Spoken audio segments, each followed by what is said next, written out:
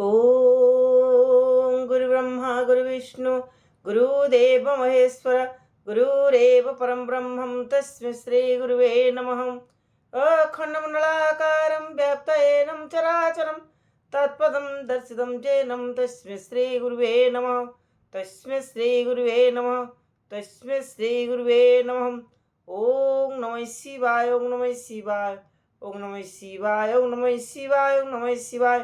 शिवपुराण बा शैवपुराण द्वितीय खंड तीर्थ भ्रमणार्थे कार्तिकेय आगमन तृतीय भाग।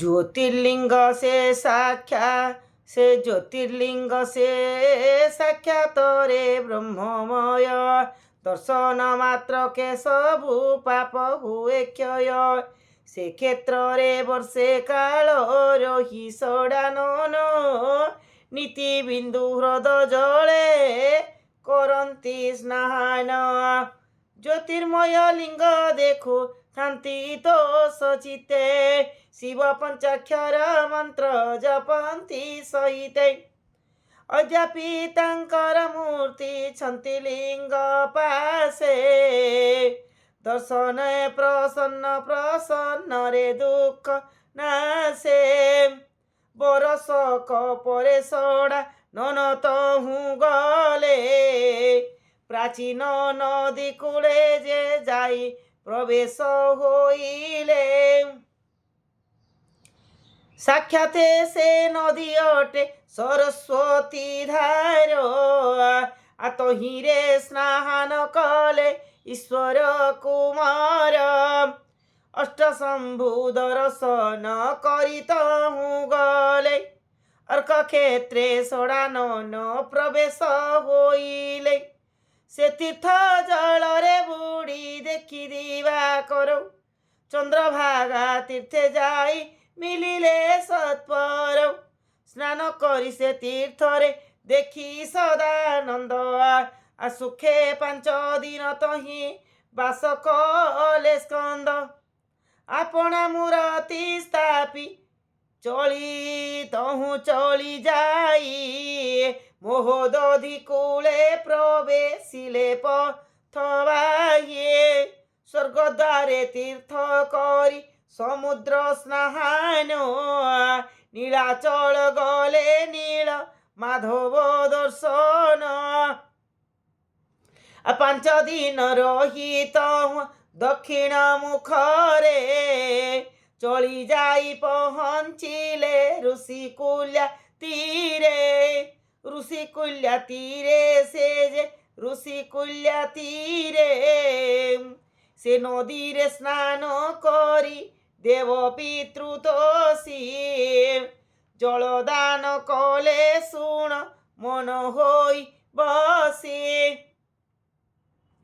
ब्राह्मण को तोष कले देई अन्न बारिए सेठावरु ऋषि गण संगत रे घेनिए महेंद्र पर्वते जाई मिलिले से नानी श्री गोकर्णेश्वर लिंग तही विद्यमान भक्ति रे दर्शन ताकु कले महासेन गोकर्णेश्वर को दीति पूजिबारु इंद्र से पर्वत नाम ख्यात होइला महेंद्र सकल काल रे मेघ करे तही वृष्टि मासेक पूजंती दिन आसी परमेष्टि सात्विक मन रे तांकु पूजिन कार्तिक भार्गव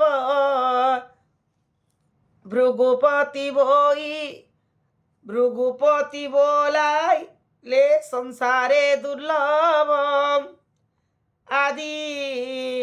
आद्यादि दिशन्ति तहि परशुराम मुनि महिमा तांकर के कहिब देह घेनी महेंद्र तनया नामे ସେ ଗିରିରୁ ନଦୀ ବହୁ ଅଛି ପୂର୍ବମୁଖ ସମୁଦ୍ରକୁ ଭେଦିଏ। ସେ ନଦୀ ଜଳରେ ସ୍ନାନ କରି ଷଡ଼ାନନ ସନ୍ତୋଷ ମନରେ କଲେ ଶିବଙ୍କୁ ପୂଜନ। ସେ ସ୍ଥାନ ମହିମା ଶୁଣ କହୁଅଛି ମୁହିଁ।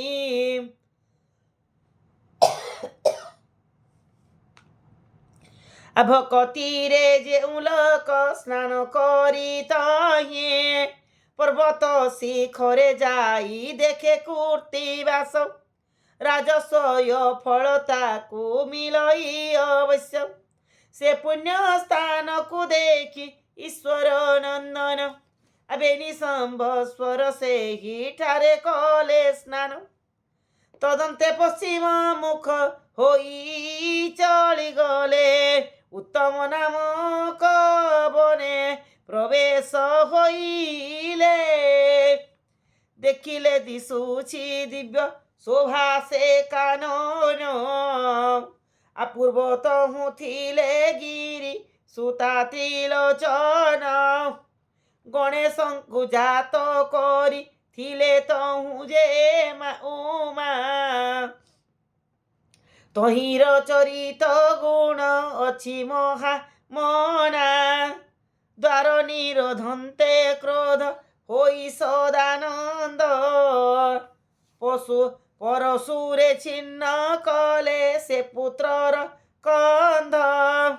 ଝର ଝର ହୋଇ କନ୍ଧୁ ବହନ୍ତେ ରୁଧିର ସେ ରକତେ ବୋଲାଇଲା ଶୁଣ ନଦୀ ଧାର।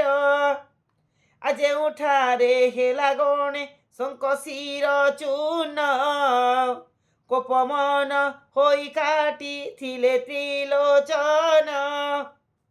ସେହିଠାରେ ପ୍ରବେଶ ହୋଇ ଶକ୍ତିଧର ତୀର୍ଥ ଜଳେ ସ୍ନାନ କରି ପୂଜିଲେ ଶଙ୍କର।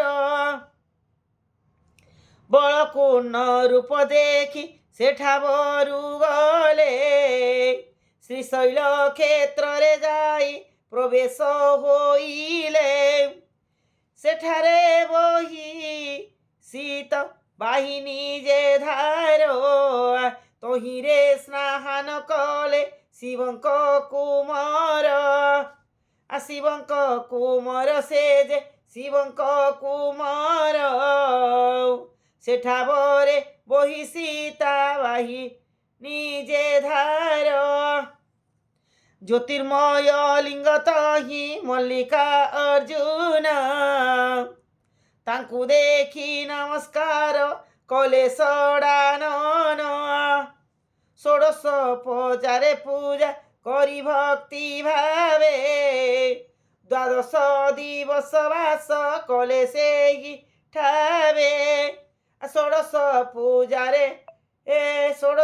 ପଚାରେ ପୂଜା କରି ଭକ୍ତି ଭାବେ ଦ୍ୱାଦଶ ଦିବସ କଲେ ଦ୍ୱାଦଶ ଦିବସ ବାସ କଲେ ସେହି ଠାବେ। ଓಂ ନମଃ ଶିବାୟ ଓಂ ନମଃ ଶିବାୟ ଓಂ ନମଃ ଶିବାୟ ଓಂ ନମଃ ଶିବାୟ ଓಂ ନମଃ ଶିବାୟ।